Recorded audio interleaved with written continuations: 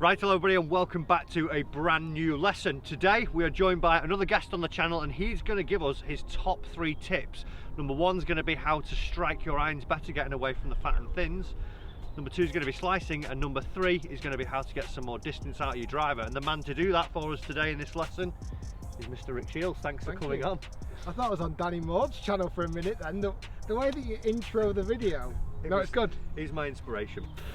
So three golf tips. 3 tips. So how to stop fat and thinning. Yeah. How to fix a slice. How to get more distance. Yeah, right. I would say they're probably the most common things that I get asked, and probably yourself on the teaching bay, that we see a lot of times occurring in people's golf swings.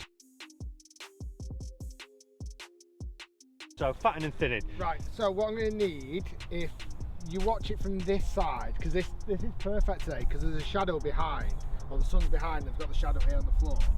Now, even though I'm not aiming in the right direction here, use the shadow as a point of reference for how much you actually sway.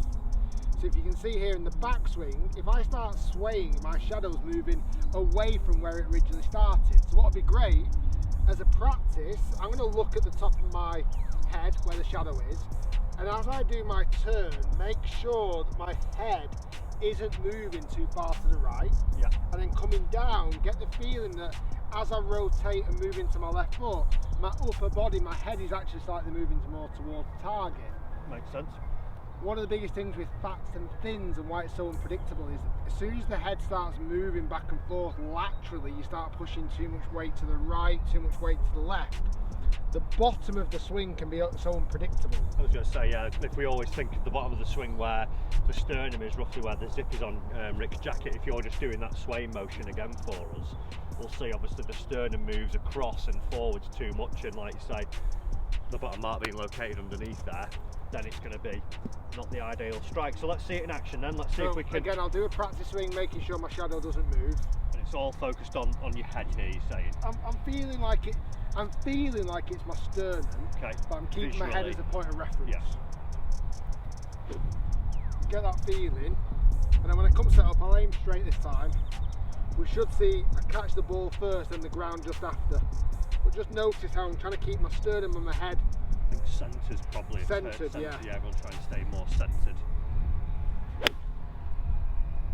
Best iron I've seen you hit in a long time. And that way, if you come in, I'm going to show off for this one. That's where the golf ball was. I've hit the ball first and then taken a slight divot after. Nice shallow divot as well. It's not a big gouge out of the turf, is it? No, and the ground's wet at the moment, so it could have been a bit of a gouge. But yeah, trying to stay nice and centred is the key to catching it better and stopping thinning it and fatting it. Like it. So tip number 2, guys, how to stop slicing your driver. Obviously a common fault we will see for probably the majority of people watching, and you will have seen many takes from myself on it. But Rick, I feel like this is a blend between the Danny Maud intro and like a me and my golf video. Well, am I like Andy and your peers?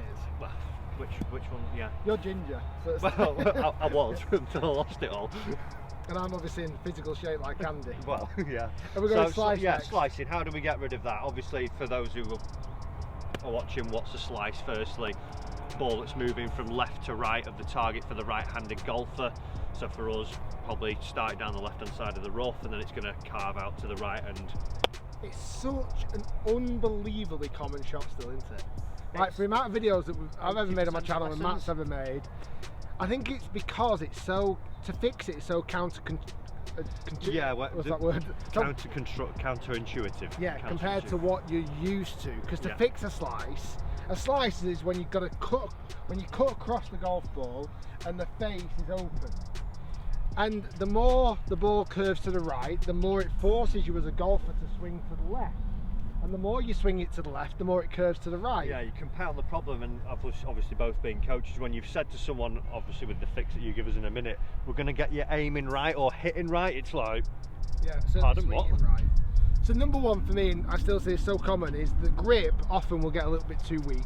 So dead simple tip, make sure the left hand is twisted so you can see the back of the hand, 1, 2 and maybe even your 3rd knuckle, because that's going to give you the ability to close the face. I always work on closing the face first and then try and get a player to change the path second. Because I feel like even for a slicer, if you can start seeing a ball consistently moving left, That's like a refreshing change. And a golfer goes, okay, I kind of get that now. Yeah, you need to be able to hook it first. It's not like you're going to go from slice to a 1 yard draw. It's actually get control of the club face first. So a little bit stronger in the grip. Okay. Another top tip is feel like the face is pointing down in the takeaway. Yeah. Another top tip is feel like the face is pointing down in the follow through. Okay. So at the 2 points of reference, when that club is level to the ground, the face is pointing down, the face is pointing down. That's going to give you the ability to control your wrist position better and allow you to have the face more left to your path. Okay, so if we are a slicer, focus on the face as the main concern. Yeah, takeaway face down, follow through face down, and even if you hit one viciously left, don't worry, because then you can change your path from the inside. So if I just go stronger grip, face down, I'm going to hit this off the planet to the left. Man of your word, got it, hook him. Big horrible snap hook left, and you're thinking, well, that's not a great shot to have, and it's not, but it's fixed to a slice. Then once you have control of your face, that's when you can have the freedom to swing more to the right hand side. Feel like you're doing the same thing with the face going back and through, but this time swinging way more up the right hand side. Okay, excellent. So thank you, Piers. Yeah. Over to you, Andy. Third and final tip here. Everybody would obviously love a little bit more distance. If we could get 10 yards more out of the driver and not lose, obviously, control of the golf ball. Yeah. How are we going to go about that? So I think number one, and it's so common, so many golfers neglect the middle of the face. They just kind of hit anywhere on there and think it's going to get distance. Yeah. The middle is still the hottest part of the face. If you can get some of the athlete's foot powder spray, spray that on the face, you can monitor strike. Finding the middle is key. But I mean, that's the boring answer. Yeah. Nobody really wants that answer, do Yeah, if it was either something in setup or, something that we can all do. It might be that, John Smith, who's 60, watching, wants to squeeze 5 more yards. What can we all do? Come and look around the front view again for me. First thing in setup, nice wide base. You want stability, you want to be able to create that power through the floor, so getting your feet wider than your shoulders is key. Yeah. Number 2, having a slight tilt in the upper body, so allowing your right shoulder to drop lower than your left. That helps you hit up on the ball a bit more. Yeah. And if I'm honest, it's about rotation, as you know, turning the hips, turning the shoulders. And something I think a lot of golfers sometimes get a bit scared of. I don't even mind if I see a golfer kind of raising this left foot a little bit. Jack Nicklaus' end of his career was that way, wasn't he? If you can rotate more while still finding the middle of the face, you're going to create speed. Yeah. So I don't mind seeing golfers as they turn, allowing that right foot up. Now you might think, well, hold on, it was only 5 minutes ago you're telling me not to sway off the ball. That's different with driver. A little bit of movement behind the ball is okay with driver. Yeah, well, we've changed it. We need to load, don't we? Obviously, we're trying to get maximum distance out of it, so we need a loading and unloading of pressure here. So, good setup. Wide stance, slight tilt in the body, turn the hips and the shoulders. If this heel is inclined to come up, don't worry. Like if you are looking for distance, and like you said, if that 60-year-old man's watching and wants to hit it further, that's not the end of the world. Yeah. If you've got flexibility like Rory McIlroy, keep that foot planted. Yeah, exactly. Even like guys like Francesco Molinari lift the foot up a little bit because he wants more distance. Yeah. Let's see it then. Let's see the longest drive you've got. Am I going slight foot up? Oh, we want foot up. We want full turn. Okay. 400 yards. See what I can do, Piers.